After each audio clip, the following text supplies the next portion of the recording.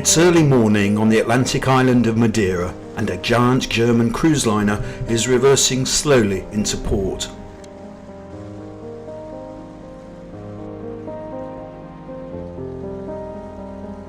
Aboard the AIDA are more than 1,000 holidaymakers preparing for a day on the island. Where they go, for how long, and why are important questions for the island's tourist board. But how should that information be collected? The tourist board already has Wi-Fi hotspots dotted around the island, which give a general impression of where people go and for how long.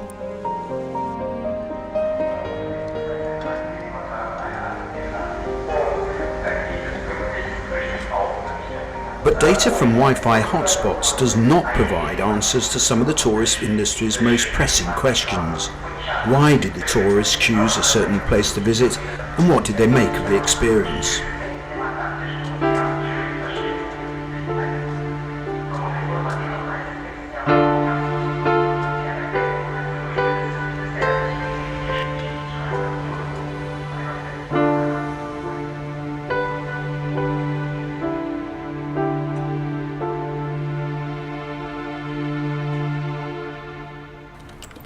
"1,500 miles away in the slightly less sun-kissed surroundings of London, a team of computer scientists at UCL was also grappling with how to add qualitative research to their understanding of human behaviour. We're very interested in how we can involve the general public in making sense of data that's collected about the environment. So it's very easy to collect data, it's much harder to interpret and understand what's going on. So we started talking about our project called Romeo. Nuno, who runs the group at MITI, had been working with the tourist board in Madeira, which is an island that has a population of 250,000, but well over 1 million people come to visit the island as tourists, and they come in cruise ships and to the airport. And they're very interested in the ecosystem of the island, because clearly if all of the tourists, all these millions of people go to the same place, it's going to have an impact. But what they found is that they don't really know why there are peaks at certain places at certain times. And so we suggested that we would bring Romeo along, and that people could come along and try and interpret the data that was being collected and make some suggestions about things, and also to give other information so that we could build a richer picture.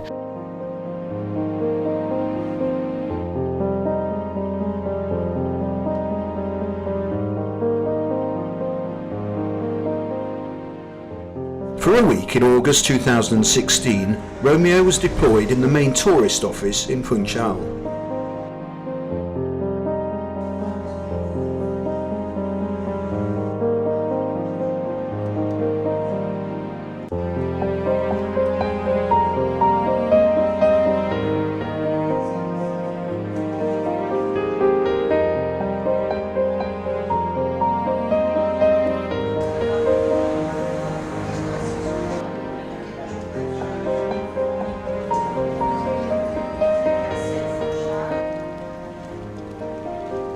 UCL is one of the major world capitals in London, and Madeira is one of the ultra-peripheral regions of Europe. So and it's situated in the middle of the ocean, of the Atlantic Ocean.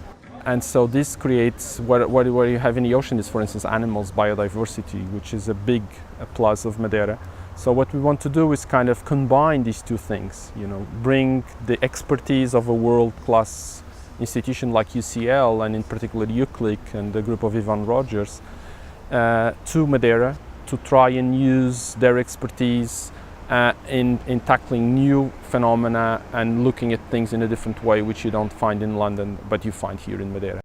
What we found is that about 10% of all passers-by actually interacted with the Romeo installation, and that the majority of data that was contributed by people was in fact contributed by people who interact with the installation for 1 to 5 minutes.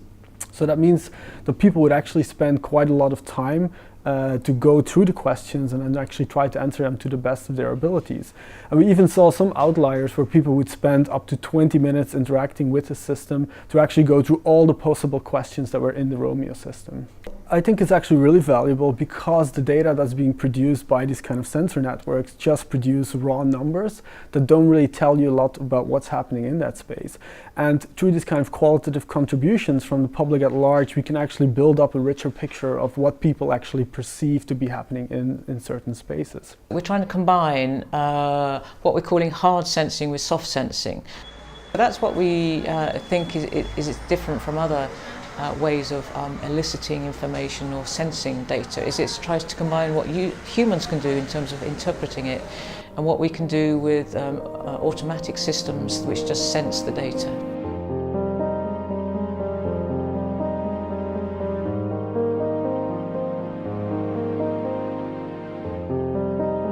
I think the next steps are that Madeira are really keen to have a family of Romeos and to think about how they could use it in different contexts and for a much longer period of time, so in different parts of the island, and to think about the ecology and what's going on there. And also we're interested in taking it to different bits of London, particularly the Olympic Park. We're interested in how people might be able to give more information and find out more about what's going on in the park. As 2016 demonstrated, human behaviour can be unpredictable. Polling experts can be wrong, the consensus can be turned on its head. By combining hard data with soft human reality, hybrid sensing can provide a vital bridge between the two.